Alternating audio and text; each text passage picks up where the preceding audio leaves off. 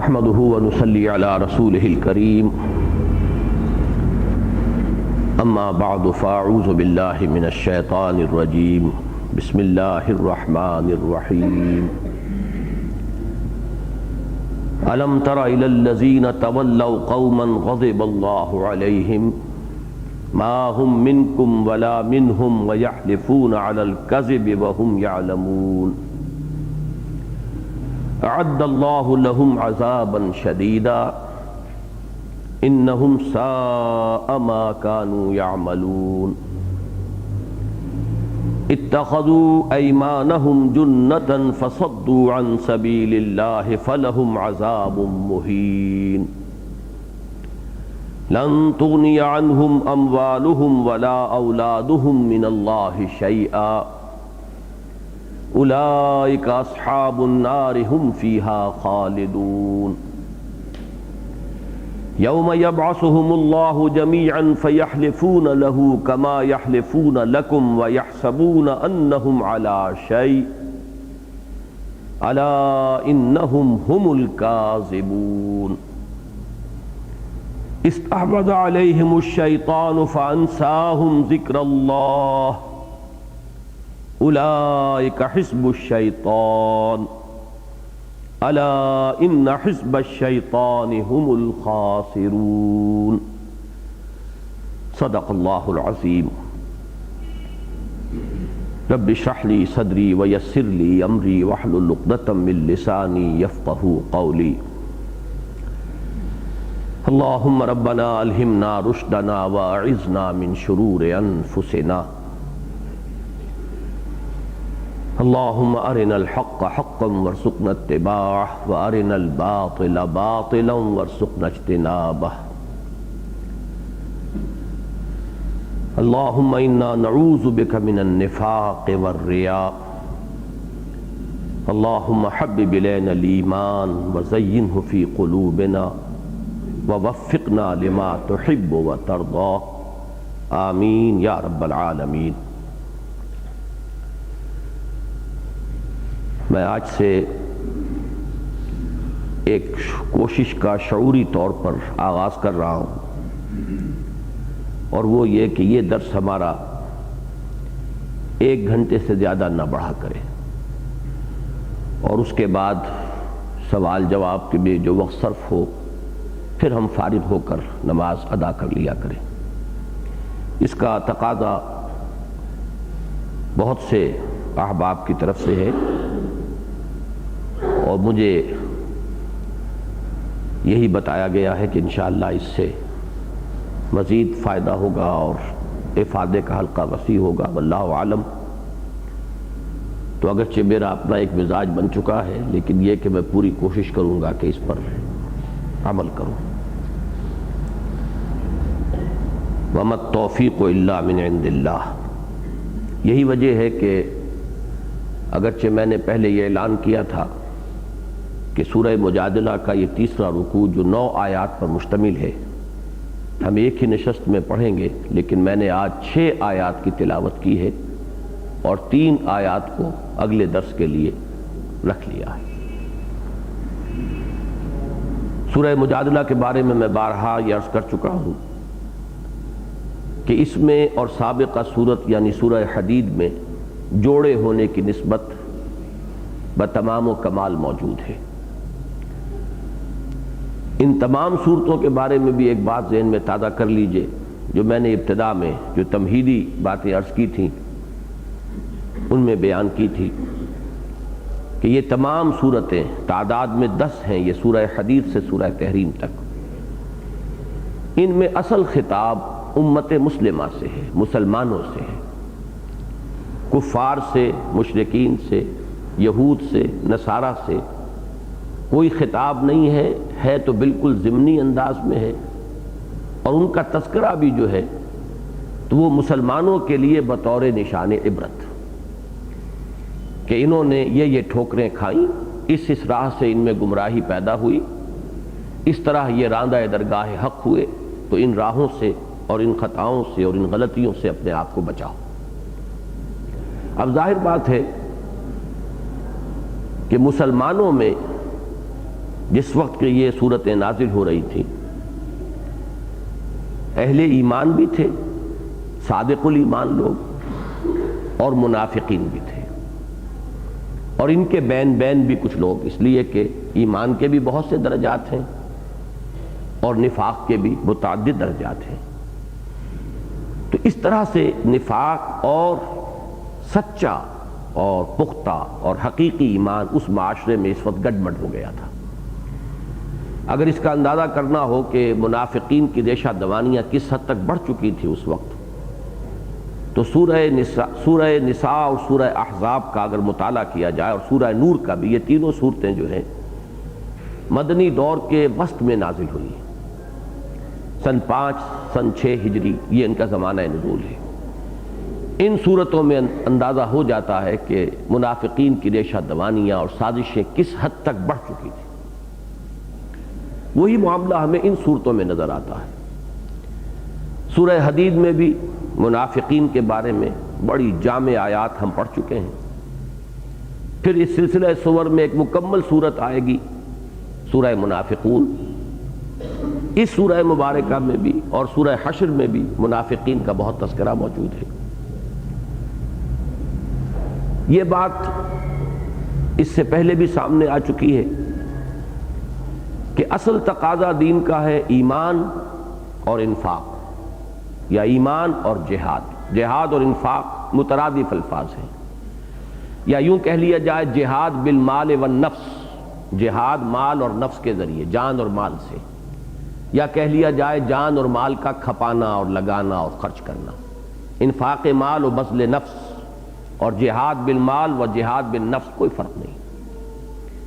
اس کا ہدف کیا ہے، کس لیے یہ انفاق اور جہاد اور قتال مطلوب ہے، وہ سورہ حدید کی آیت نمبر 25 میں آ گیا۔ اللہ تعالیٰ نے جو نظام عدل و قسط عطا فرمایا ہے اپنے نبیوں کے ذریعے، اپنی کتابوں کے ذریعے، اس کو بالفعل قائم کرنا، اور جو لوگ بھی اس کے قیام کی راہ میں مزاحم ہوں، مانے ہوں، ان سے کشمکش، مقابلہ، یہاں تک کہ ضرورت پیش آ جائے تو تلوار ہاتھ میں لے کر، یعنی اسلحہ کی قوت کے ساتھ ان کی سرکوبی۔ یہ ہے وہ ہدف جس کی طرف کہ ایمان انسان کو بلاتا ہے۔ اب اس میں ظاہر بات ہے کہ جو لوگ تو کشتیاں جلا کر آئے، ہرچہ باد آباد کے انداز میں آئے، انہیں تو کوئی دقت نہیں، ان کے لیے تو ہر قدم اگلے قدم کو اور آسان بنا دیتا ہے۔ ایک قربانی 10 قربانیوں کا راستہ کھولتی ہے، ایک ایثار بہت سے اور ایثاروں کے لیے ان کو آمادہ کر دیتا ہے۔ لیکن جو اس طور سے فیصلہ کن انداز میں نہ آئے ہوں، ان کے لیے ظاہر بات ہے کہ اب قدم قدم پر رکاوٹیں آتی ہیں، مشکل پیش آتی ہے، یا یہ کہ یوں کہیے کہ گاڑی نوک کرتی ہے، آگے بڑھنے سے ہچکچاتی ہے۔ اس کا اصل سبب کیا ہے؟ مال اور اولاد سے محبت اور اپنی جان سے پیار۔ یہ ظاہر بات ہے یہی چیزیں رکاوٹ بنیں گی۔ جس کو ہو جان و دل عزیز اس کی گلی میں جائے کیوں؟ ظاہر بات ہے کہ اس راستے میں تو مزاحم یہی چیزیں ہیں داخلی طور پر۔ یہی شے ہے اصل میں مرض نفاق کا نقطہ آغاز۔ یہی وجہ ہے کہ سورہ تغابن جو اسی سلسلے سور میں شامل ہے، اس میں فرمایا انما اموالکم و اولادکم فتنہ، تمہارے مال اور تمہاری اولادیں یہی تمہارے لیے فتنہ ہے۔ اور سورہ منافقون میں فرمایا یا ایھا الذین آمنوا لا تلھکم اموالکم ولا اولادکم عن ذکر اللہ ومن یفعل ذلک فاولئک هم الخاسرون۔ اہل ایمان تمہیں تمہاری اموال اور تمہاری اولاد تمہیں اللہ کی یاد سے غافل نہ کرنے پائیں، اور جو یہ کرے گا غافل ہو جائے گا ان میں مشغول ہو کر، تو وہی ہیں خسارہ پانے والے۔ اسی چیز کو تعبیر کیا سورہ حدید میں وَلَٰكِنَّكُمْ فَتَنْتُمْ أَنفُسَكُمْ، تم نے اپنے آپ کو اپنے ہاتھوں ان فتنوں میں ڈالا۔ مال اور اولاد کی جتنی مناسب محبت ہونی چاہیے اس سے زائد محبت میں اگر انسان گرفتار ہو جاتا ہے تو گویا کہ اس نے اپنے آپ کو خود فتنے کے اندر مبتلا کر دیا۔ اب یہاں سے نفاق کے مرض کا جو ارتقاء ہوتا ہے، آج یہ میں پہلی مرتبہ اس انداز میں بیان کر رہا ہوں، توجہ سے سنیے اس کے ایک تو ارتقائی مراحل ہیں داخلی انسان کے اندر، اور ایک اس کے ارتقائی مراحل ہیں کہ جو اس کے رویے میں ظاہر ہوتے ہیں۔ داخلی مراحل جو ہیں ارتقائی مراحل اس مرض نفاق کے، وہ سورہ حدید میں بیان ہوئے ہیں اس آیہ مبارکہ میں، جس کو میں نے عرض کیا تھا کہ وہ قرآن حکیم کی عظیم ترین آیات میں سے وَلَٰكِنَّكُمْ فَتَنْتُمْ أَنفُسَكُمْ وَتَرَبَّصْتُمْ وَارْتَبْتُمْ وَغَرَّتْكُمُ الْأَمَانِيُّ حَتَّىٰ جَاءَ أَمْرُ اللَّهِ وَغَرَّكُمْ بِاللَّهِ الْغَرُورُ۔ یہ 5 مراحل ہیں، مدارج ہیں۔ پہلے خود اپنے آپ کو اپنے ہاتھوں فتنوں میں ڈالا، مال اور اولاد کی محبت میں گرفتار ہو کر، اس کا نتیجہ تربص، گو مگو کی حالت، بڑھیں نہ بڑھیں، چلیں نہ چلیں، سوچیں، دیکھیں، تیل دیکھو، تیل کی دھار دیکھو، دیکھو ذرا اونٹ کس کروٹ بیٹھتا ہے۔ اس طرح دائیں بائیں سے بالکل بے پرواہ ہو کر، اپنے نفع اور نقصان سے بالکل ہی بے پرواہ ہو کر مجنونوں اور دیوانوں کی طرح آگے نہیں بڑھ جانا چاہیے۔ اس کا نتیجہ نمبر 3، ریب، تشکک، پتہ نہیں، مانا تو ہے ہم نے کہ مرنے کے بعد زندگی ہے اور اللہ کے ہاں یہی اجر و ثواب ہے، لیکن کیا پتہ کس نے دیکھا۔ وَارْتَبْتُمْ، اس کے بعد تھپک تھپک کر لوری دے کر سلایا آرزوؤں نے، امانی نے، تلک امانیہم وغرتکم الامانی۔ ہم آخر رسول کے نام لیوا تو ہیں، بہرحال جس درجے میں بھی ہیں اللہ کے دین کو ماننے والے تو ہیں، اور اس سے بھی اگلی بات یہ وغرکم باللہ الغرور، اس شیطان نے، لعین نے، دھوکے باز نے تمہیں خوب دھوکہ دیا اللہ پر، یعنی اللہ کی شان ستاری و غفاری کے حوالے سے۔ وہ بڑا کرم، بڑا کریم ہے، وہ تو نکتہ نواز ہے، بڑا غفور ہے، بڑا رحیم ہے۔ یہ ہے در حقیقت وہ لوریاں دے کر تھپک تھپک کر سلانے کی کیفیت۔ یہ سب کچھ اندر ہوتا ہے انسان کے، یہ سب اس کے داخلی احساسات ہیں۔ یہ آخری چیز جو شیطان کے اس طرز عمل پر جو ابھی میں نے بیان کیا، مجھے علامہ اقبال کا وہ شعر یاد آیا کہ خواب سے بیدار ہوتا ہے ذرا محکوم، اگر پھر سلا دیتی ہے اس کو حکمراں کی ساحری۔ اگر کبھی ایمانی جذبے نے کوئی خلش پیدا کر دی دل میں، یہ میں کیا کر رہا ہوں، نام لیوا ہوں اللہ کا، رسول کا، آخرت کا، طرز عمل میرا یہ ہے، تو اس خلش کو ختم کرنے میں اور اسے پھر سلا دینے میں بہت ہی مؤثر ہے شیطان کا یہ حربہ، یا ایھا الانسان ما غرک بربک الکریم۔ اللہ کی شان کریمی اور شان رحیمی اور شان غفاری اور شان ستاری کا حوالہ دے کر لوگوں کو بے عمل کر دینا، اور اپنی بے عملی کے اوپر اگر کوئی خلش تھی تو اس خلش کو بھی مٹا دینا۔ یہ ہیں وہ مراحل جو سورہ حدید کی آیت میں آئے۔ اسی نفاق کا خارجی ظہور کس طور سے ہوتا ہے، اب اس کے بھی مراحل ہیں، جن میں سے بعض میں نے پہلے بیان کیے ہیں کئی مرتبہ، اور وہ سورہ منافقون میں آئیں گے اصل میں تفصیل کے ساتھ زیر بحث۔ لیکن آج جو ہے ان 3 مراحل پر کہ جن پر میں نے پہلے جن کو میں نے بیان کیا ہے کئی مرتبہ، ایک چوتھے مرحلے کا اضافہ کیجیے۔ پہلا مرحلہ ہوتا ہے جھوٹے بہانے بنانے کا۔ کہیں تقاضا آیا، مطالبہ آیا، نکلو اللہ کی راہ میں، لاؤ اللہ کے دین کے لیے، اللہ کے دین کو ضرورت ہے، اب جو بھی کچھ دے سکتا ہے وہ پیش کرے، اور یہ کہ وقت آ گیا ہے، میدان میں نکلو جان ہتھیلی پر رکھ کر۔ تو پہلا ظہور اب کیا ہوگا اس تردد کا اور تربص کا اور گو مگو میں ہونے کا کہ جھوٹا بہانا، عذر، یہ مجبوری ہے، میرا یہ معاملہ ہے، مجھے یہ کام پڑ گیا ہے۔ جھوٹا بہانا ظاہر بات ہے کہ اس کے بغیر تو جان نہیں چھٹتی۔ اس سے اگلا مرحلہ آتا ہے جھوٹی قسمیں، حلف، اتخذوا ایمانہم جنۃ فصدوا عن سبیل اللہ، انہوں نے اپنی قسموں کو اپنی ڈھال بنا لیا ہے۔ یہ دوسرا مرحلہ کب آتا ہے؟ جب بار بار کے بہانوں کے بعد انسان خود یہ محسوس کرنے لگتا ہے کہ میرا اعتبار اب اٹھ رہا ہے، اب میری بات پر لوگ اعتبار نہیں کرتے، بلکہ جب میں کوئی عذر پیش کرتا ہوں تو کچھ لوگ زیر لب مسکرانے لگتے ہیں۔ تو اب اس کا اگلا قدم ہوتا ہے جھوٹی قسمیں۔ خدا کی قسم جو میں کہہ رہا ہوں صحیح ہے، میری مجبوری ہے، میرا یہ عذر ہے، میرا یہ معاملہ ہے۔ اس کی تیسری سٹیج ہے صادق الایمان لوگوں سے بغض اور دشمنی کہ ان لوگوں نے ہمیں مصیبت میں ڈالا ہوا ہے. یہ بھی اگر اس طرح سے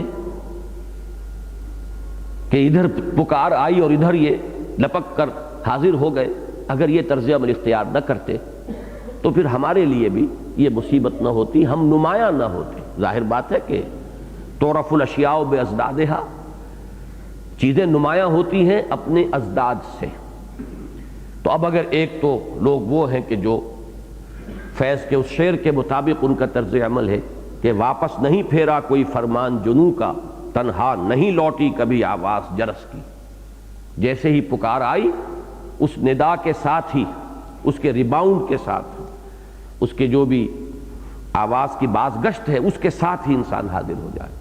اور کچھ لوگ بیٹھے رہ گئے تو ظاہر بات ہے جو بیٹھے رہ گئے نمایاں ہوئے انہی کی وجہ سے.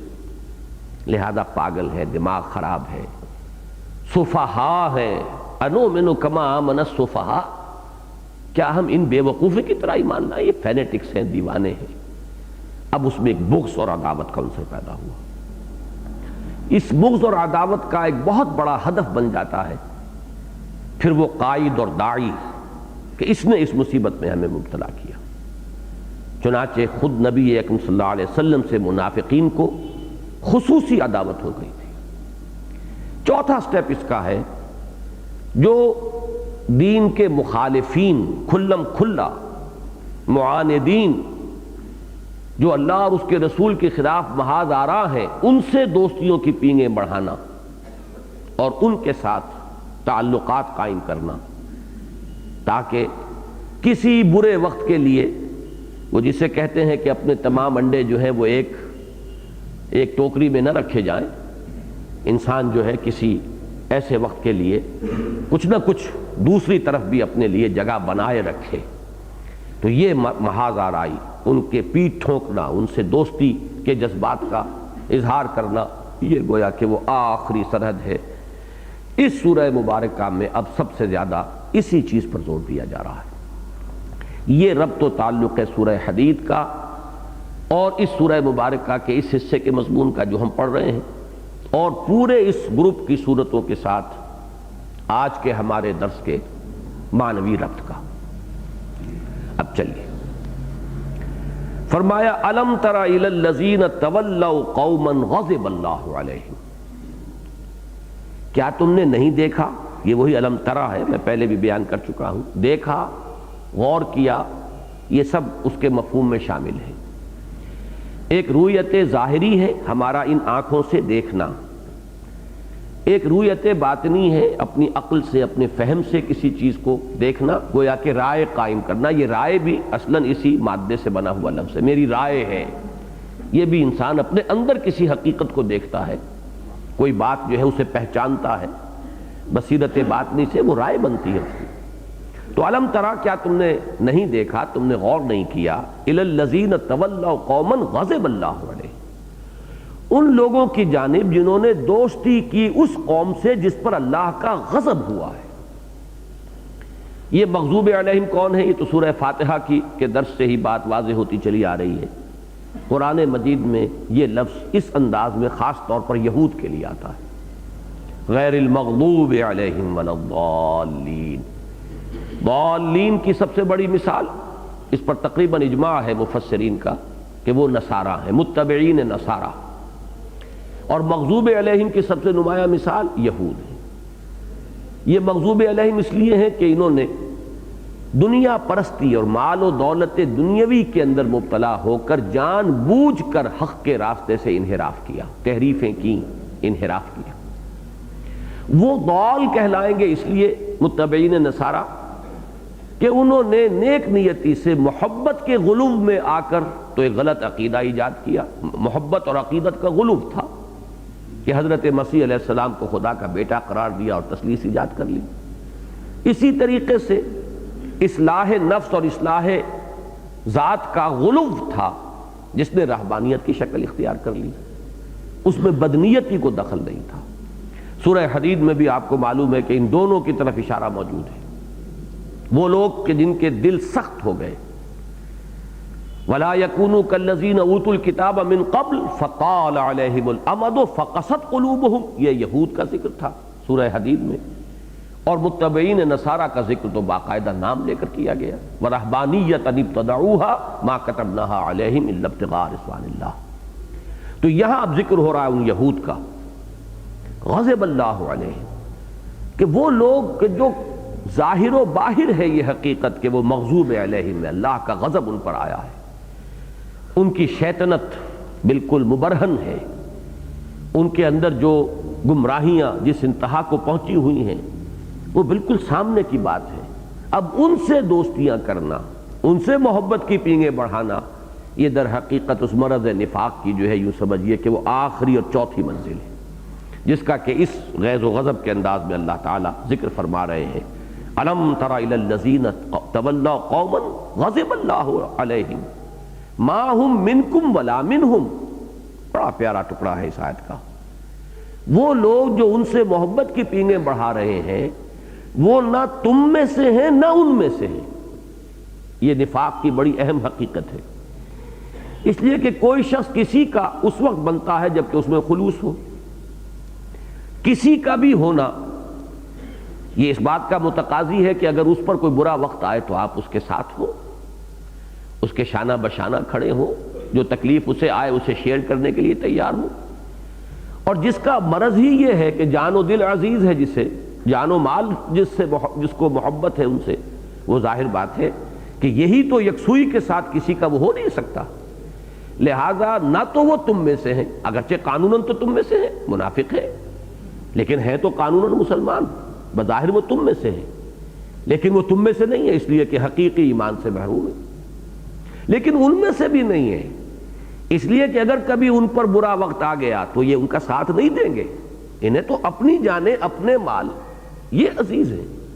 چنانچہ اسی کا آپ دیکھیں گے کہ اگلی سورہ مبارکہ میں بڑی تفصیل کے ساتھ ذکر آئے گا کہ سورہ بنی نذیر بھی اس کو کہا جاتا ہے، سورۃ الحشر کو، کہ جس کو بعد آئے گی، اور غزوہ بنی نذیر کا جو تذکرہ وہاں ہو رہا ہے اس میں تفصیل سے یہ بات آئے گی کہ منافقین نے ان یہودیوں کی، اس قبیلے کی خوب پیٹ ٹھونکی تھی کہ تم لوگ ڈٹے رہو، ہم تمہارا ساتھ دیں گے، اگر تمہیں نکالا گیا تو ہم بھی نکلیں گے، لیکن یہ کہ بعد میں ثابت ہو گیا کہ جب انہیں جلا وطن کیا گیا تو ان منافقین میں سے کسی نے ان کا ساتھ نہیں دیا، جب وقت آ گیا تو وہ ان کی مدد کے لیے یا ان کی نصرت کے لیے میدان میں نہیں آئے۔ میدان میں ہی آنا ہوتا تو اسلام ہی کے لیے کیوں نہ آتے، میدان ہی میں آنا ہوتا تو اللہ اور اس کے رسول کے لیے کیوں نہ آتے؟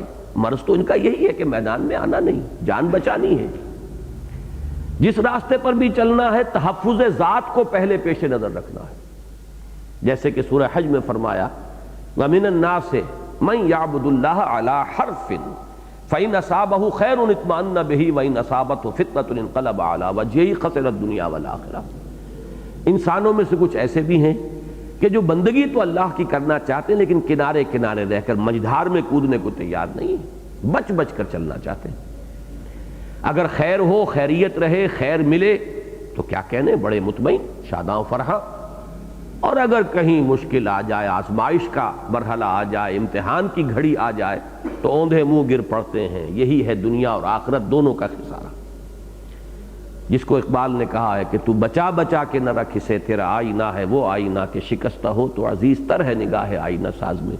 بس جو لوگ اس راہ سے بچتے ہیں وہی تو ہے در حقیقت کے جو منافق ہیں۔ تو اب ظاہر بات ہے کہ اگر انہوں نے اللہ اور اس کے رسول کے لیے وہ طرز عمل اختیار نہیں کیا تو ان کے لیے وہ کہاں کر لیں گے؟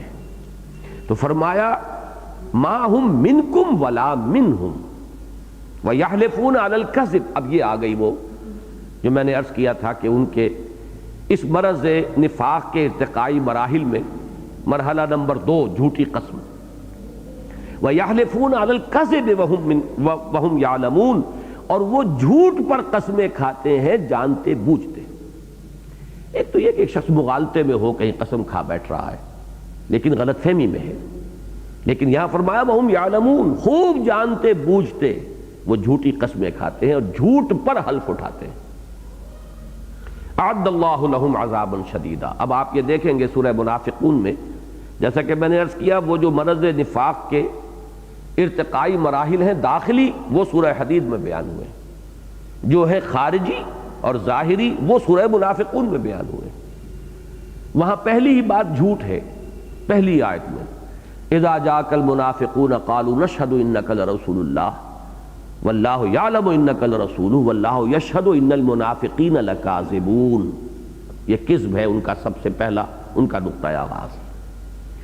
دوسری آیت میں دوسرا مرحلہ، یہ ٹی بی کی دوسری سٹیج، اتخذوا ایمانہم جنۃ فصدوا عن سبیل اللہ. انہوں نے اپنی قسموں کو ڈھال بنا لیا ہے اور اللہ کی راہ سے رک جاتے ہیں. اس کے بعد تیسری آیت میں بلکہ چوتھی آیت میں آئے گا ہم العدو فاحذرہم قاتلہم اللہ انا یؤفکون. یہی دشمن ہیں یہ مارے آستین.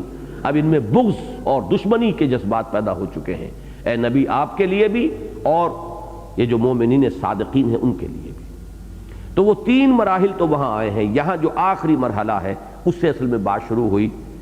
الم تر الی الذین تولوا قوما غضب اللہ علیہم ما هم منکم ولا منہم ویحلفون علی الکذب وهم یعلمون اعد اللہ لهم عذابا شدیدا. اللہ نے تیار کیا ہے، اور یہ اعداد جو ہے پورے اہتمام کے ساتھ کسی چیز کو تیار کرنا، اللہ نے پوری طرح تیار رکھا ہوا ہے ان کے لیے بہت سخت عذاب. یہ سخت عذاب جو ہے سورہ نساء میں ان الفاظ میں آیا ہے کہ ان المنافقین فی الدرک الاسفل من النار. یہ منافقین آگ کے سب سے نچلے طبقے میں ہوں گے. اللہ کا غضب واقعہ یہ ہے کہ جس شدت کے ساتھ بھڑکتا ہے منافقین پر، اتنی شدت کا معاملہ قرآن مجید میں کفار کا نظر نہیں آتا. وہ جو کچھ تھے کھلم کھلا تھے، وار کرتے تھے تو سامنے سے کرتے تھے. ان بدبختوں کا معاملہ یہ تھا کہ یہ مارے آستین تھے، کہتے کچھ تھے کرتے کچھ تھے، قسمیں کھاتے تھے، دھوکہ دیتے تھے. اب سب سے پہلی بات تو یہ ہے کہ کسی بھی کام کو لے کر چلنے والا شخص اپنی قوت کے اندازے میں غلطی کر جاتا ہے جب وہ دیکھتا ہے کہ اتنے لوگ میرے ساتھ ہیں، جبکہ ان میں ایک تعداد جو ہے ان لوگوں کی شامل ہے کہ جو حقیقتاً ساتھ نہیں. سب سے بڑا دھوکہ تو یہ لگتا ہے. حضور جب نکلے ہیں غزوہ احد کے لیے مدینہ منورہ سے تو 1000 کی نفری ساتھ تھی. ذرا ہی باہر گئے ہیں تو 300 افراد واپس آ گئے. اب آپ اندازہ کیجئے عین وقت پر کتنا بڑا سیٹ بیک تھا یہ، اور کس طرح اس کی وجہ سے مومنین صادقین میں سے بھی 2 گروہ ایسے تھے کہ جن کے قدم اکھڑ گئے تھے. سورہ آل عمران میں ان کا ذکر ہے. تو یہ چیز جو ہے یہ انتہائی خوفناک اور خطرناک ہے نتائج کے اعتبار سے. کھلم کھلا جو کافر ہیں ان کے مقابلے میں یہ زیادہ مضر ہیں، نقصان دہ ہیں. اسی لیے ان پر اللہ کا غضب بہت شدت کے ساتھ بھڑکتا ہے. اعد اللہ لہم عذابا شدیدا انہم ساء ما کانوا یعملون. یقیناً بہت ہی برا ہے جو کچھ کہ وہ کر رہے ہیں یا کرتے رہے ہیں. ان کا یہ طرز عمل ان کے حق میں کوئی مفید نہیں ہے، خود ان کے لیے بھی بہت نقصان دہ ہے، اور اس دعوت اور اس تحریک کے لیے بھی. یہ نور حق کہ جس کا ابلاغ اور جس کا غلبہ محمد الرسول اللہ صلی اللہ علیہ وسلم کی سعی و جہد کا مقصود ہے، اور دین حق جس کا غلبہ اور جس کا اظہار اہل ایمان کی اس جد و جہد کا ہدف ہے، اس کے لیے انتہائی مضر ہے یہ طرز عمل. اتخذوا ایمانہم جنۃ، وہی جو سورہ منافقون میں الفاظ آئے ہیں آیت نمبر 2 میں وہ یہاں بھی آ گئے. اتخذوا ایمانہم جنۃ فصدوا عن سبیل اللہ. انہوں نے اپنی قسموں کو ڈھال بنا لیا. جنہ، یہ جیم نون نون یہ مادہ جو ہے آتا ہے کسی ایسی چیز کے لیے جو نظر نہ آئے، چھپی ہوئی ہو. جنت یہ لفظ اسی سے بنا ہے، باغ، اس لیے کہ جہاں سبزہ ہے، روئیدگی ہے، درخت ہیں، پودے ہیں تو زمین چھپ جاتی ہے، زمین نگاہوں کے سامنے نہیں رہتی، اس لیے اسے جنت کہتے ہیں. جنین وہ بچہ ہے جو ابھی رحم مادر میں ہے، نظر نہیں آ رہا، معلوم تو ہے کہ ہے بچہ، لیکن جنین اسی لیے اس کو کہتے ہیں کہ وہ نظر نہیں آتا. جن بھی وہ مخلوق جو ہے اللہ کی، اس کو جن اسی لیے کہا جاتا ہے کہ وہ نگاہوں سے اوجھل ہے. تو یہ جس چیز میں کہ آدمی اپنے آپ کو جس کے پیچھے کرتا ہے بچاؤ کے لیے، جس سے اپنے آپ کو ڈھانپتا ہے، کسی وار سے بچنے کے لیے جس کی اوٹ میں آتا ہے، وہ ہے جنہ. اتخذوا ایمانہم جنتاً، انہوں نے، اسی لیے یہی لفظ آیا ہے، حضور نے فرمایا الصوم جنۃ، روزہ ڈھال ہے، نفس کے حملوں کو روکنے کے لیے یہ ایک ڈھال کا کام دینے والی شے ہے کہ انسان میں یہ استعداد اور قوت پیدا ہوتی ہے کہ وہ اپنے نفس امارہ، اپنے اینیمل انسٹنکٹس کا جو اس پر دباؤ ہے اس کو روک سکے، اس کا مقابلہ کر سکے۔ تو اتخذوا ایمانہم جنۃ، اب سوال یہ جنہ کس چیز سے؟ دو اعتبارات سے۔ ایک طرف تو یہ کہ تقاضا آیا، مطالبہ آیا، اللہ کی راہ میں نکلو، قسم کو ڈھال بنا لیا، خدا کی قسم یہ مجبوری ہے اور خدا کی قسم یہ معاملہ ہے۔ دوسرے اس اعتبار سے کہ جہاں کہیں باس پرس ہوئی، تم نے یہ بات کہی، کبھی غیظ و غضب کے عالم میں ان کی زبان سے ایسے جملے نکل جاتے تھے برملا، جس میں کہ حضور صلی اللہ علیہ وسلم یا اہل ایمان کے خلاف کوئی بات ہے، اب حضور تک اس کی اطلاع پہنچ گئی، اب باس پرس تو ہوگی، جماعتی نظم ہے، کیا تم نے یہ کہا؟ اب وہی قسم جو ہے پھر ان کے لیے ڈھال ہے، خدا کی قسم ہم نے نہیں کہا۔ یہ انہیں کوئی مغالطہ لگا ہوگا خامخواہ، یا ان کی کوئی شرارت ہے جو یہ بات آپ تک پہنچائی ہے۔ اس کا ذکر جو ہے سورہ منافقون میں ایک خاص واقعے کے پس منظر میں بڑی تفصیل سے آیا۔ تو یہ جنہ انہوں نے اپنی قسموں کو بنایا۔ حضور صلی اللہ علیہ وسلم اپنی مروت میں، اپنی شرافت میں آپ تسلیم کر لیتے تھے، اچھا ٹھیک ہے، اب ایک انسان بظاہر تو شریف انسان ہے اور وہ بہرحال اپنے معاشرے کے اندر کچھ حیثیت کے حامل لوگ تھے، کو مال اور اولاد کی بیڑیاں ضرورت سے زیادہ پاؤں میں پڑی ہوئی تھی، تبھی تو اس راستے میں آگے بڑھے تھے، لہذا صاحب حیثیت اور ان کا اثر و رسوخ اپنے معاشرے میں، جیسے کہ عبداللہ ابن ابی کی مثال ہے، خزرج کا سردار، خزرج بڑا قبیلہ مدینے کا، اس کو تو بادشاہ بنانے کا فیصلہ ہو چکا تھا، تاج تیار ہو چکا تھا کہ حضور صلی اللہ علیہ وسلم تشریف لے آئے، اس کی وہ بادشاہی کے خواب سارے درہم برہم ہو گئے، لیکن اس سے اندازہ تو آپ کو ہو گیا نا کہ اس کی کیا حیثیت تھی۔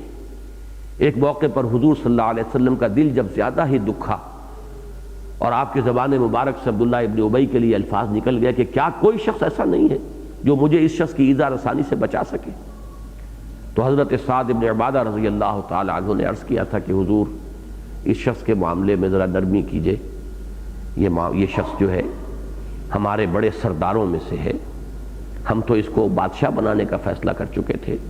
یعنی گویا کہ حضرت سعد بن عبادہ نے توجہ دلائی ہے کہ اس کا اثر و رسوخ ہے، اس کے خلاف کوئی اقدام جو ہے وہ بہت سے مسائل پیدا کر سکتا ہے، دعوت کے لیے، تحریک کے لیے، اہل ایمان کی جماعت کے لیے بہت سے مسائل پیدا ہو سکتے ہیں۔ تو اب یہ ان کا معاملہ تھا، لہذا حضور صلی اللہ علیہ وسلم ان کی قسموں کو قبول کر لیتے تھے، ان کے عذرات کو بھی قبول فرما لیتے تھے۔ اتخذوا ایمانہم جنۃ فصدوا عن سبیل اللہ، تو وہ رک گئے۔ یہ صد یصد صدوداً، یہ لازم اور متعدی دونوں معنی دیتا ہے۔ لازم اور متعدی کا فرق کیا ہے؟ رک جانا یہ فعل لازم ہے، روک دینا کسی کو یہ فعل متعدی ہے، اس فعل کا اثر کسی اور تک پہنچا ہے۔ تو فعل لازم اور فعل متعدی میں یہی فرق ہے۔ تو صد یا صدو کے معنی رکنا بھی ہے، روکنا بھی ہے۔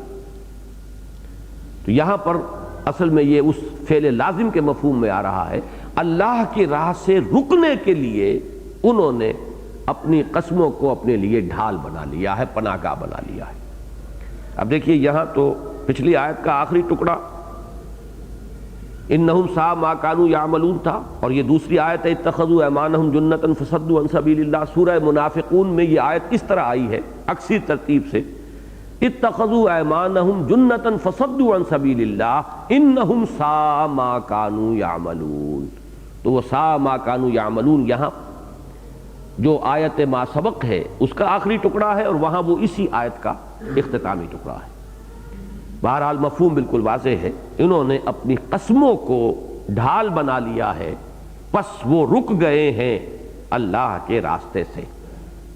بہرحال امکان موجود ہے، ان کا یہ طرز عمل ظاہر بات ہے کہ دوسروں کو روکنے کا بھی ذریعہ بن جاتا تھا، جیسا کہ میں نے مثال ابھی دی، عالم واقعہ میں تو معاملات اسی طور سے ہوتے، عین وقت پر کچھ لوگ پیچھے ہٹ گئے تو دوسروں کے بھی پائے ثبات میں کچھ نہ کچھ تزلزل، کچھ نہ کچھ لغزش، چاہے عارضی طور پر آئے وہ آئے گی۔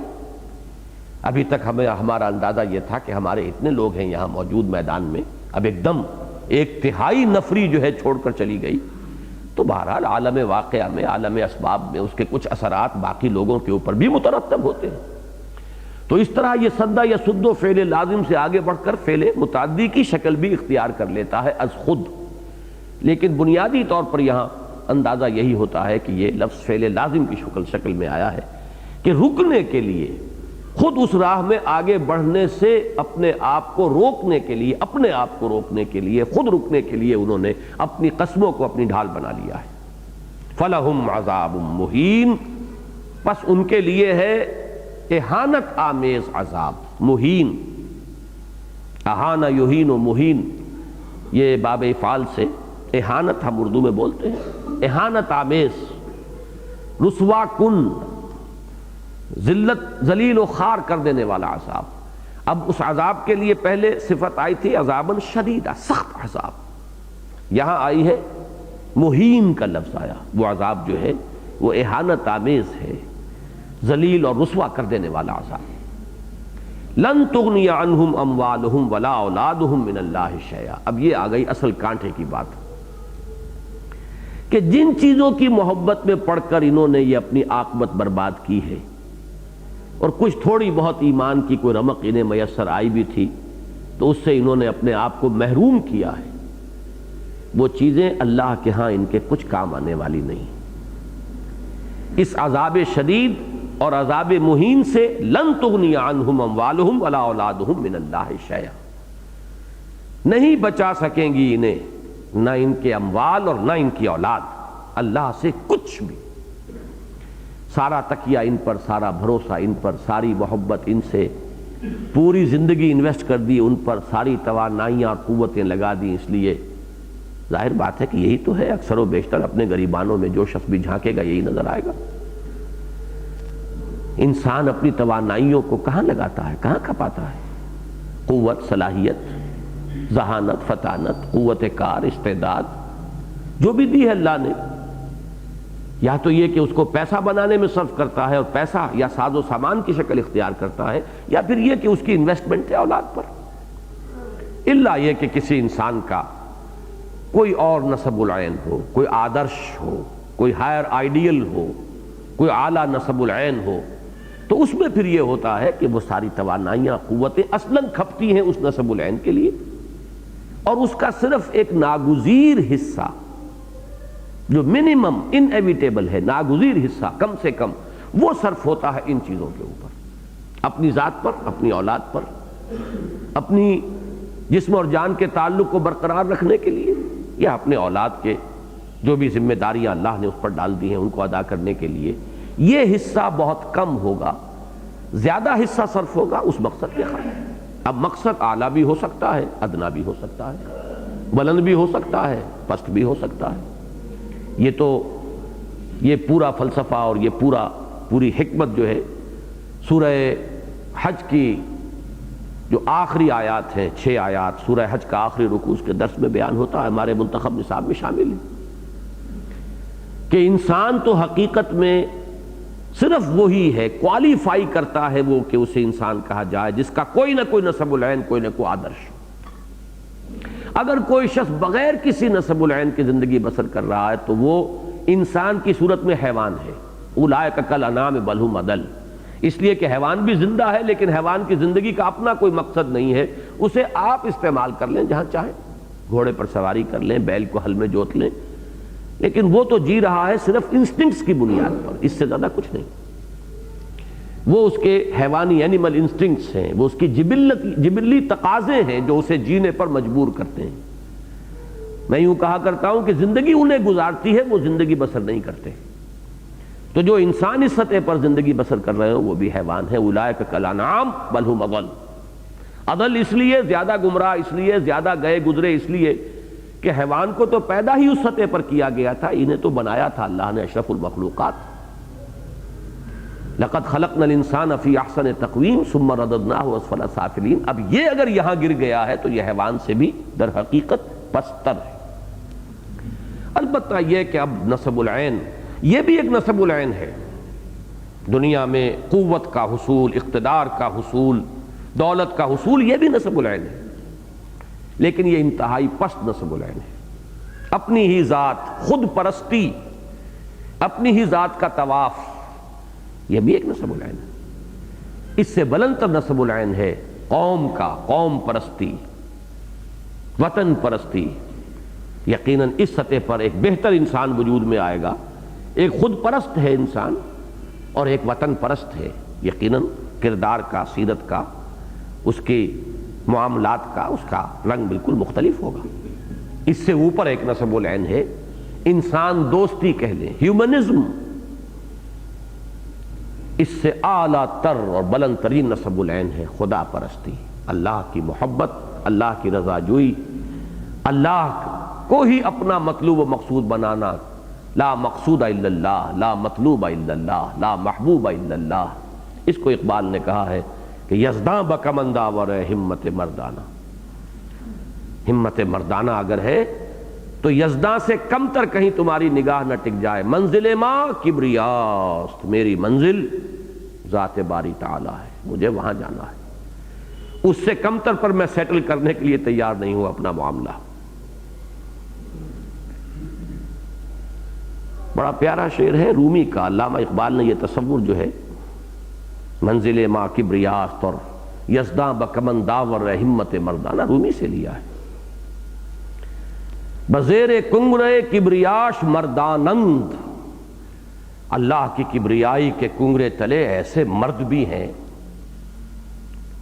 فرشتہ سید و پیمبر شکار و یزداں گیر، یزداں گیر، یزداں بکمن داور، کہ جن کا معاملہ یہ ہے کہ ان کے نصب العین میں ذات باری تعالیٰ سے کم تر کوئی شے جو ہے وہ بار نہیں پا سکتی۔ بہرحال جو لوگ اس لیول پر زندگی بسر کر رہے ہیں، جیسا کہ یہاں میں نے عرض کیا، وہ مال اور اولاد یہی تو ان کا آدرش ہے، یہی نصب العین ہے، یہی ان کا مقصود و مطلوب ہے، یہی زندگی کی بھاگ دوڑ ہے، مطلوب اور مقصود مال اور اولاد۔ تو فرمایا یہ جس کے لیے یہ سارا انہوں نے اپنی عاقبت کی تباہی کا سودا کیا، راہ حق کھوٹی کی، ان سب کا معاملہ یہ ہے کہ لن تغنی عنہم اموالہم ولا اولادہم من اللہ شیئا۔ میں حوالہ دے چکا ہوں آغاز میں کہ اسی سلسلہ سور میں آگے چل کر سورہ منافقون میں فرمایا یا ایھا الذین آمنوا لا تلھکم اموالکم ولا اولادکم عن ذکر اللہ۔ سورہ تغابن اس سے اگلی صورت ہے، اس میں فرمایا انما اموالکم واولادکم فتنہ واللہ عندہ اجر عظیم۔ ان پر اپنے آپ کو اگر کھپا رہے ہو، لگا رہے ہو اور صحیح ترین لفظ انویسٹ کر رہے ہو تو جان لو کہ ان سے کوئی اجر اور بدلہ تمہیں مل نہیں سکے گا۔ اجر اور بدلہ تو اللہ ہی کے پاس ہے، اس کے لیے جو کچھ لگاؤ گے اور کھپاؤ گے اور صرف کرو گے وہ ہے کہ جو امر ہو جائے گا، جو محفوظ ہو جائے گا۔ جیسے کہ بڑی پیاری حدیث ہے، چھوٹے سے جملے میں حضور نے اس حقیقت کو واضح کیا کہ حضور کے گھر میں حضرت عائشہ کے ہاں ایک بکری ذبح ہوئی، اس بکری کا سارا گوشت جو ہے تقسیم ہو گیا، دے دیا گیا اللہ کی راہ میں۔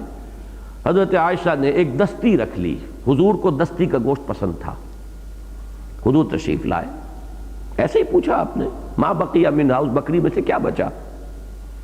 حضرت عائشہ نے جو بھی اب ظاہری سوال تھا اس کا اسی کی مناسبت سے جواب دیا ما بقی منہا الا کتفھا، کچھ نہیں بچا اس بکری میں سے، بس وہ ایک دستی، ایک شانہ جو ہے وہ بچا ہے۔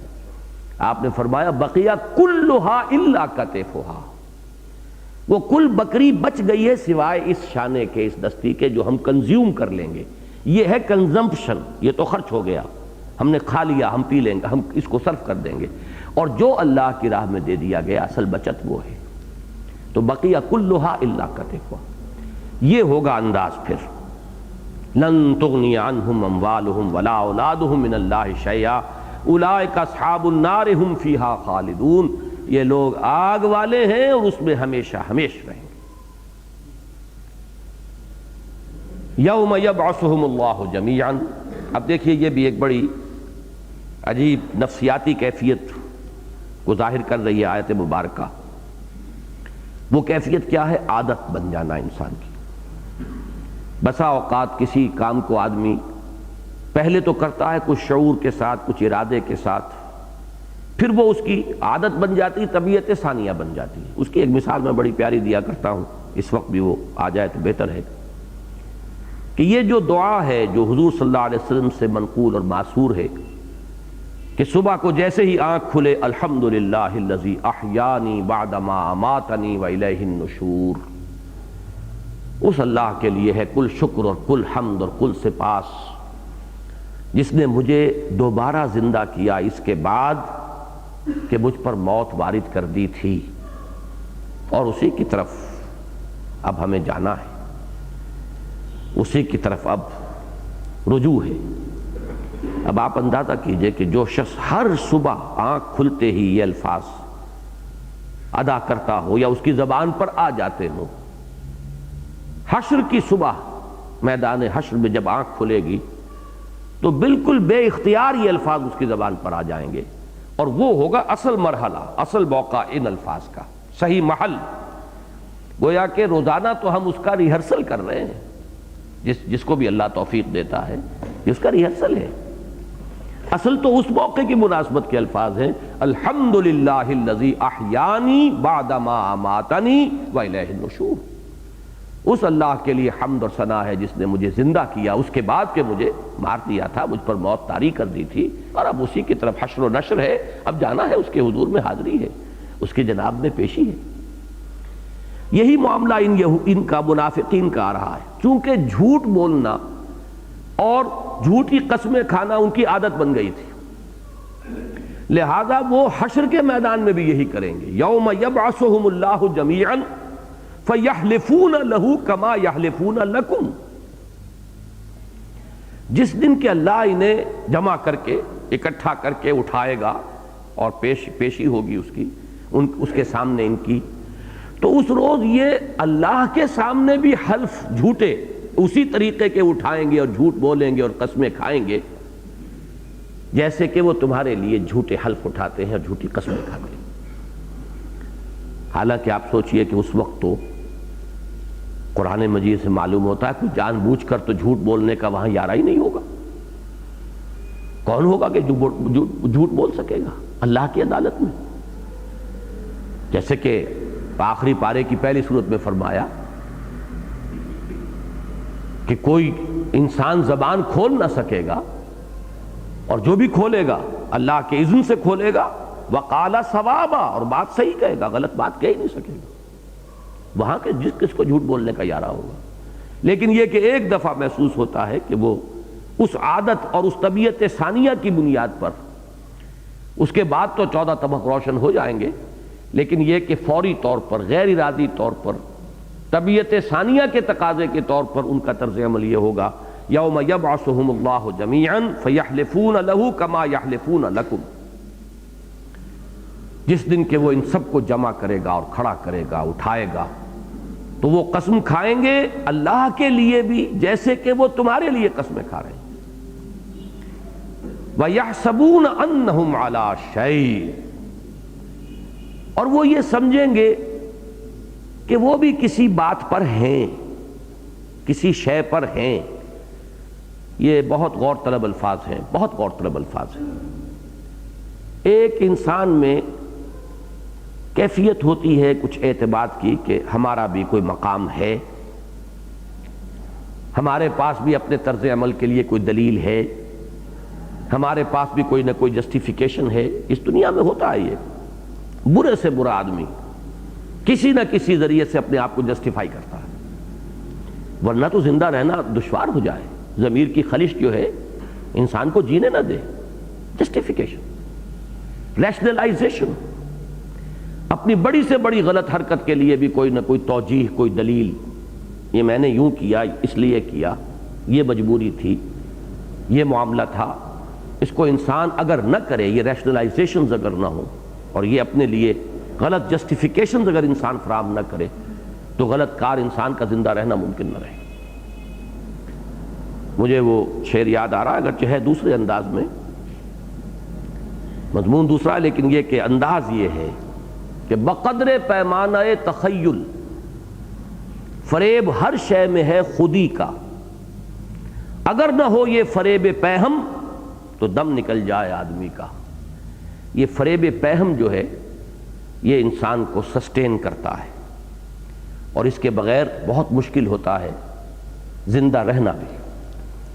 اسی کو قرآن مجید میں انہی منافقین کے تذکرے میں سورہ بقرہ کے دوسری رکوع میں فرمایا، یخادعون اللہ والذین آمنوا وما یخدعون الا انفسهم وما یشعرون۔ وہ کوشش تو کر رہے ہیں اللہ اور اہل ایمان کو دھوکہ دینے کی، لیکن حقیقت میں وہ صرف اپنے آپ کو دھوکہ دے رہے ہیں، اگرچہ انہیں اس کا شعور نہیں ہے۔ لیکن وہاں بھی لفظ انہیں شعور نہیں ہے۔ اصل میں اب میں کیا عرض کروں، یہ بات ذرا لمبی ہو رہی ہے اور گھڑی کی سوئی بڑی تیزی سے آگے بڑھ رہی ہے، اور میں نے آج اپنے اوپر خود ایک پابندی لگائی ہے۔ یہ معاملہ بہت گہرا ہے۔ بسا اوقات انسان ڈٹ کر جھوٹ بولتا ہے اپنے آپ کو جسٹیفائی کرتے ہوئے، اور ایک خاص معاملہ بعض حضرات کے بارے میں کبھی گفتگو ہوتی ہے تو پوچھا جاتا ہے کیا آپ کا خیال ہے کہ وہ شخص مخلص نہیں ہے؟ تو میں ایک بات کہا کرتا ہوں جب ہم کوئی تنقیدی بات کریں یا کوئی کہ بھائی مخلص، یہ بات سمجھنا بہت مشکل ہے کہ کون مخلص ہے، بلکہ یہ کہنا بھی کہ اخلاص نام کس شے کا ہے۔ اس لیے کہ ایک شخص دین کے ساتھ مخلص ہے، ایک شخص وطن کے ساتھ مخلص ہے، ایک شخص اپنی ذات کے ساتھ مخلص ہے، تو خلوص تو اس میں وہاں بھی موجود ہے، ذات کا خلوص ہے۔ پھر یہ کہ میں اس وقت تک کسی شخص کو نہیں کہہ سکتا کہ وہ جان بوجھ کر دھوکہ دے رہا ہے جب تک کہ خود اپنے اندر اس کی جسٹیفیکیشن جو ہے وہ برقرار رہتی ہے۔ جب بالکل اپنی اندر کی جسٹیفیکیشن بھی جواب دے جائے اور پھر وہ جان بوجھ کر جو ہے وہ ایک غلط بات کر رہا ہو، تب وہ مرحلہ آ جاتا ہے واقعتاً کہ شعوری طور پر ایک شخص دھوکہ دے رہا ہے۔ لیکن جب تک ایک شخص اپنے اندر اپنے آپ کو جسٹیفائی کرتا چلا جائے تو کسی نہ کسی درجے میں اس کا ایک جو کیفیت اس میں بیان ہوئی ہے کہ یحسبون انہم علی شیء، یہ کیفیت برقرار رہتی۔ اور نفاق کے ضمن میں جو میں نے کئی مرتبہ بڑی تفصیل سے بیان کیا ہے نفاق کی حقیقت کو اور اس کے مراحل کو، تو پہلی ہی تقسیم میں یہ کر دیا کرتا ہوں کہ ایک نفاق شعوری ہوتا ہے اور ایک نفاق غیر شعوری ہوتا ہے۔ ایک شخص ہے کہ جو دھوکہ دینے کے لیے ہی اسلام میں داخل ہوا ہے۔ کوئی ہندو ہے جس نے مسلمان کا لبادہ اوڑھا ہے، بلکہ ختنہ بھی کرا لی ہے اور نماز بھی سیکھ لی ہے، اس لیے کہ پاکستان میں وہ جاسوسی کے لیے داخل ہونا چاہتا ہے۔ اسے سب پتا ہے کہ میں کیا ہوں اور کیا نہیں۔ یا وہ یہودی تھے جو حضور صلی اللہ علیہ وسلم کے جسد اطہر کو قبر شریف سے نکال کر لے جانے کے لیے آئے تھے، انہوں نے کیسا کچھ لبادہ اوڑھا تھا، پورے مدینے کی آبادی انہیں بہت بڑے اولیاء اللہ شمار کر رہی تھی، انہیں تو پتا تھا کہ ہم کیا ہیں۔ ایک یہ نوعیت ہے۔ یا جیسے یہودیوں نے سازش کی تھی کہ صبح کو ایمان لاؤ شام کو مرتد ہو جاؤ، تاکہ جو یہ ایمان کی ہوا قائم ہو چکی ہے، ساکھ بن گئی ہے، یہ ساکھ ختم ہو جائے، ہوا خیزی ہو جائے۔ تو ظاہر بات ہے چند گھنٹے جو انہوں نے حالت ایمان میں یا حالت اسلام میں گزارے ہیں، بظاہر انہیں معلوم تھا کہ ہم ایک لمحے کے لیے بھی ایمان نہیں لائے۔ لیکن اس نوعیت کا نفاق بہت ہی شاذ ہے۔ اصل نفاق یہ ہوتا ہے جیسا کہ سورہ منافقون میں تفصیل سے آئے گا، ایمان تو لائے تھے، ذالک بانہم آمنوا، لیکن وہ تھا تذبذب والا ایمان، فیصلہ کن نہیں تھا، کشتیاں جلا کر نہیں آئے تھے، ہرچہ بادہ باد والی بات نہیں تھی، لیکن کوئی دھوکہ دینے کا ارادہ بھی نہیں تھا۔ جب تک کوئی مشکل نہیں آئی چلے ٹھیک ہے، جب مرحلہ آگے آزمائش، تقاضا، مطالبہ، اب نکلو، اب مصیبت آئی، اس میں ذرا تزلزل ہے، ایک قدم چلے تو دو قدم پیچھے ہٹے، لیکن یہاں پہ ابھی کوئی شعوری معاملہ نہیں، جھوٹی قسمیں کھا لی، جھوٹے بہانے بنا لیے، یہ سب غیر شعوری طور پر اندر ہی اندر سے وہ کھدائی ہو رہی ہے، ان کی شخصیت جو ہے کھوکھلی ہوتی چلی جا رہی ہے، لیکن کوئی بھی کسی مرحلے پر شعوری فیصلہ ان کا نہیں آیا۔ یہ ہے اصل میں وہ شے جس کی طرف اشارہ ہو رہا ہے، یحسبون انہم علی شیء، یہی الفاظ آئے ہیں سورہ مائدہ میں، جہاں کہ اہل کتاب کو خطاب کر کے فرمایا گیا ہے، یا اہل الکتاب لستم علی شیء حتی تقیموا التوراۃ والانجیل وما انزل الیکم من ربکم۔ یہ لستم علی شیء، یہ اس کا مفہوم اچھی طرح سمجھ لیجئے کہ انسان کو یہ محسوس ہو جائے کہ میرا کوئی موقف نہیں ہے، کوئی مقام نہیں ہے، کوئی جسٹیفیکیشن نہیں ہے، بلکہ اس آیت مبارکہ کے ضمن میں میں عرض کیا کرتا ہوں کہ یہاں ذرا سا اپنے گریبان میں جھانکنے کے لیے یا اہل القرآن کا لفظ رکھ کر بھی کبھی کبھی پڑھا کیجئے، یا اہل القرآن لستم علی شیء حتی تقیموا القرآن، کیا تم ہم سے دعائیں مانگتے ہو؟ تمہارا منہ نہیں ہے ہم سے ہم کلام ہونے کا جب تک کہ تم قرآن کو نافذ نہ کرو اور قائم نہ کرو۔ دعائیں مانگ رہے ہیں اور 40 دن تک دعائیں قنوت نازلہ مانگی جا رہی، لستم علی شیء، تمہاری حیثیت نہیں ہے کہ تم ہم سے کلام کرو، دعا کیسے کر رہے ہو جب اس قرآن کو پس پشت ڈالا ہوا تم نے، پھینکا ہوا ہے۔ نبذ فریق من الذین اوتوا الکتاب کتاب اللہ وراء ظہورہم یا اہل الکتاب لستم علی شیء حتی تقیموا التوراۃ والانجیل وما انزل الیکم من ربکم یا اہل القرآن لستم علی شیء حتی تقیموا القرآن۔ تو وہ یہ انداز ہے، وَيَحْسَبُونَ أَنَّهُمْ عَلَىٰ شَيْءٍ، ان کا یہ گمان ہوگا، خیال کر رہے ہوں گے کہ ہمارے پاس کوئی جسٹیفیکیشن ہے، کوئی نہ کوئی عذر ہے، کوئی دلیل ہے، ہمارا بھی کوئی مقام ہے، ہم بھی کچھ کہنے کے قابل ہیں۔ الا انہم ہم الکاذبون، آگاہ ہو جاؤ کہ یقیناً وہی جھوٹے ہیں۔ اب یہ جھوٹ وہی سورہ بقرہ کی جو آیات میں نے ابھی کوٹ کی اس میں بھی بار بار آتا ہے، ولا یشعرون ولا یعلمون، ان کو معلوم نہیں، انہیں شعور نہیں۔ یہ سارا کچھ جو ہو رہا ہے وہ غیر شعوری انداز میں ہو رہا ہے۔ استحوذ علیہم الشیطان فانساہم ذکر اللہ، مسلط ہو گیا ہے ان پر شیطان، شیطان نے ان کو اپنی گرفت میں لے لیا ہے۔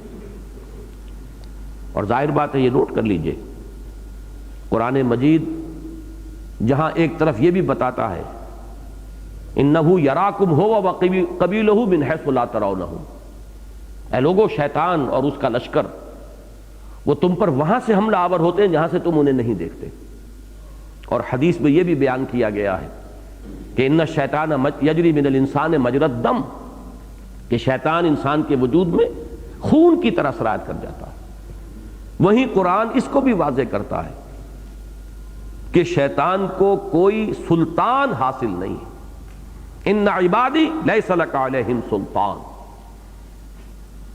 میرے بندوں پر تجھے کوئی اقتدار، کوئی قوت، کوئی اختیار، کوئی سلطان حاصل نہیں ہوگا، الا من اتبعک من الغاوین، ہاں جو خود تیری پیروی کرے انہیں جدھر چاہے لے جا، جس کھائی میں لے جا کر چاہے گرا دے، جس گڑھے میں جا کے انہیں ڈالنا ہو ڈال دے، لیکن میرے بندوں پر تجھے اختیار حاصل نہیں ہوگا۔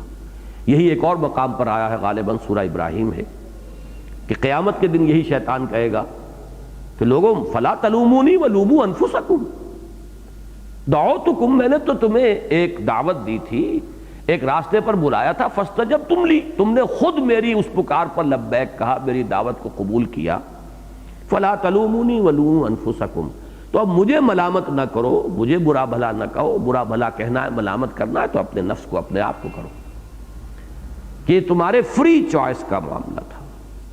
یہی الفاظ تھے جو سورہ حدید میں ہم نے پڑھے، وَلَٰكِنَّكُمْ فَتَنْتُمْ أَنفُسَكُمْ، تم نے خود اپنے آپ کو اپنے ہاتھوں فتنوں میں ڈالا۔ لیکن جب پھر یہ ہو جائے گا تو رفتہ رفتہ جب آپ راہ دے دیتے ہیں شیطان کو تو اب وہ آتا ہے، اس کی ریشہ دوانی بڑھتی ہے، یہاں تک کہ استحوذ علیہم الشیطان، شیطان نے ان پر پوری طرح تسلط کر لیا، اب وہ ان کی رگو پے میں سرایت کر چکا ہے، ان کے ریشے ریشے میں سرایت کر چکا ہے، ان پر اس کا تسلط بتمام و کمال ہو چکا ہے۔ فَأَنْسَاهُمْ ذِكْرَ اللَّهِ، تو اس نے بھلا دیا ہے انہیں اللہ کی یاد، غافل کر دیا اللہ کی یاد سے۔ یہاں پھر تعلق جوڑیے، سورہ ما سبق میں کیا فرمایا تھا؟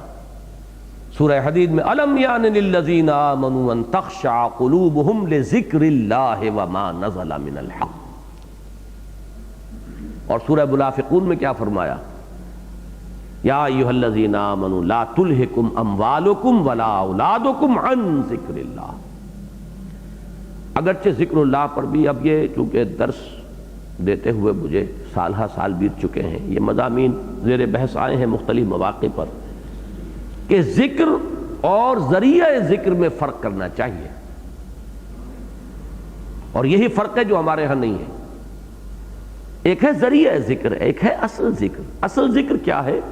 استحضار اللہ فی القلب، دل میں اللہ کو موجود رکھنا، یہ ذکر ہے. چاہے زبان آپ کی خاموش ہو، لیکن یہ کہ اگر استحضار ہے اللہ کا دل میں تو ذکر ہے. اور اگر دل میں استحضار نہیں ہے تو چاہے آپ نے کئی تسبیحیں کر لی ہوں، ذہن کہیں ہے، خیال کہیں ہے، تصورات کہیں سے کہیں بھٹک رہے ہیں، اور صرف زبان چل رہی ہے ایک مشین کے مانند، تو وہ ذکر نہیں ہے. اسی لیے ذرائع ذکر میں سے شمار کیا گیا. اقیم الصلاۃ لذکری، نماز کو قائم کرو میری یاد کے لیے. اگر وہ یاد ہی نہیں حاصل ہوئی تو ٹھیک ہے، فرض ادا ہو گیا، اس کا اجر و ثواب ملے گا یقیناً. آپ نے وقت لگایا ہے، اسی وقت میں آپ کوئی اور پیسہ بناتے، کوئی اور کام دنیا کا کرتے، آپ نے اللہ کے لیے لگایا تو اجر و ثواب کے تو آپ مستحق ہو گئے، فرض ادا ہو گیا. لیکن وہ جو اس کا اصل مقصود تھا ذکر، وہ حاصل نہیں. تو ذکر اور ذریعہ ذکر میں فرق کرنے کی ضرورت ہے. استحضار اللہ فی القلب یہ ذکر ہے. دل میں اللہ ہوگا تو شیطان کو در آنے کا موقع ہی نہیں ملے گا. خانہ خالی جو ہے، خانہ خالی را شیطان میں گیرت، اس کو تو ظاہر بات ہے کہ پھر وہ خانہ خالی ملتا ہے. حدیث میں بھی یہی الفاظ آئے ہیں کہ جب دل میں اللہ کی یاد نہیں ہوتی تو شیطان اپنی تھوتنی دل پر ٹکا کر پھونکے مارنے شروع کر دیتا ہے. وہ آپ کے سفلی جذبات اور آپ کے حیوانی تقاضوں کو ابھارتا ہے، مشتعل کرتا ہے. اور جیسے ہی اللہ کو یاد کرتا ہے انسان، وہ بھاگتا ہے. اسی لیے اس کو خناس کہا گیا، من شر الوسواس الخناس الذی یوسوس فی صدور الناس. تو خناس سے فوراً ہٹ جائے گا، پھر تاک میں رہے گا، ذرا یہ خانہ خالی اس کو ملے اور وہ پھر اس کے اندر در آئے. فَأَنْسَاهُمْ ذِكْرَ اللَّهِ أُولَٰئِكَ حِزْبُ الشَّيْطَانِ. یہ لوگ شیطان کی پارٹی ہیں. مسلمانوں میں تو یہ ففتھ کالمسٹ کی حیثیت سے ہیں، حقیقت میں یہ شیطان کے گرگے ہیں، اس کے ایجنٹ ہیں، اس کے کارکن ہیں. یہ حزب کا لفظ یہاں بہت اہم ہے، اس لیے کہ یہ واحد مقام ہے قرآن مجید کا جہاں تقابل کے ساتھ یہ حزب الشیطان اور حزب اللہ، یہ دونوں اصطلاحات جو ہیں آئی ہیں، سائملٹینیس کنٹراسٹ جسے کہتے ہیں اس کے انداز میں. تو آج کا ہمارا درس جو ہے ختم ہو رہا ہے اولئک حزب الشیطان. چاہے کھلم کھلا باہر کے دشمن ہیں، یہود ہیں، کفار ہیں، مشرکین ہیں، چاہے یہ مسلمانوں کے اندر کے مارے آستین ہیں جن کی دوستیاں ان سے ہیں، ساز باز ان سے ہے، محبت کی پینگیں ان سے بڑھاتے ہیں، ان کے پاس جاتے ہیں، مسلمانوں کے راز پہنچاتے ہیں، اپنے لیے کچھ نہ کچھ گڈ ول فراہم کر کے رکھنا چاہتے ہیں. اس لیے کچھ پتہ نہیں کیا صورتحال پیش آ جائے، اس وقت ضرورت ہو کہ کچھ نہ کچھ اپنے تحفظ کا سامان جو ہے ادھر بھی فراہم کر لیا جائے. تو یہ جو ہیں یہ مل جل کر اولئک حزب الشیطان الا ان حزب الشیطان هم الخاسرون، یہ ہے شیطان کی پارٹی. آگاہ ہو جاؤ کہ شیطان کی پارٹی ہی بالآخر حقیقی خسارے سے دوچار ہونے والی. وقتی طور پر ہو سکتا ہے مسلمانوں کو دنیا میں کوئی نقصان پہنچ جائے، تکلیف پہنچ جائے، کوئی غضن پہنچ جائے، کوئی آزمائش آ جائے، جیسے کہ غزوہ احد میں آ گئی. لیکن یہ کہ بالآخر خسارہ کس کے لیے ہے؟ چونکہ سورہ تغابن جو ہے اس سلسلہ سور کی ایک اہم سورت، مسبحات کی وہ آخری کڑی ہے. اس کے میں جو لفظی اس کا جو نام کے طور پر آیا ہے وہ اس آیت کے حوالے سے ذالک یوم التغابن، وہ قیامت کا دن ہے، ہار اور جیت کے فیصلے کا دن. جو اس روز کامیاب ہوا وہ کامیاب ہے، اور جو اس روز ناکام قرار پایا، چاہے دنیا میں وہ قارون کسی دولت کا مالک رہا ہو اور فرعون اور نمرود کسی دنیاوی حکومت جو ہے اس کا وہ حامل رہا ہو، لیکن وہ ہے خسارے میں ناکام، خاسر، خائب. اور جو ایمان اور عمل صالح اور تواصی بالحق اور تواصی بالصبر کی شاہراہ پر گامزن رہے، اور جو ایمان اور انفاق اور ایمان اور جہاد کے تقاضوں کو پورا کرتے رہے، وہ ہے کامیاب ہونے والے. اولئک حزب الشیطان الا ان حزب الشیطان هم الخاسرون. اللهم اجعلنا من حزبك ولا تجعلنا من حزب الشیطان. ربنا تقبل منا انك انت السميع العليم وتب علينا انك انت التواب الرحيم. بارک اللہ لی ولکم فی القرآن العظیم ونفعنی وإیاکم بالآیات والذکر الحکیم۔